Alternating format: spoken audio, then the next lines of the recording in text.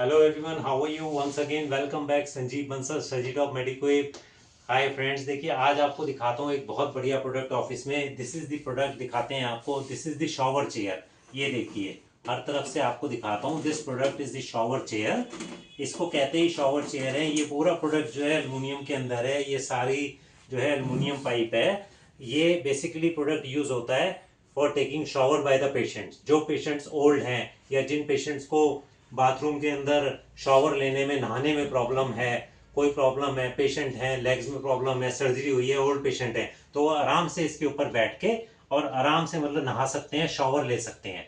इसमें कोई भी रस्टिंग नहीं होती। ये प्योरली एल्युमिनियम में है। और अगर हम इसको चाहें तो इसकी हाइट को हम कम भी कर सकते हैं, इसकी हाइट को हम रिड्यूस भी कर सकते हैं। ये देखिए, ये प्रोडक्ट है। This is the product. This is completely the product shower chair. This product is basically use in the washroom for taking shower by the patients or old people or anybody. This is the product shower chair. अगर आपको product purchase करना है, you can always call on the numbers given on the screen. Thank you very much. Sanjeev Bansal, Sajitop Medical. Kindly like, subscribe and share to my channel. Thank you.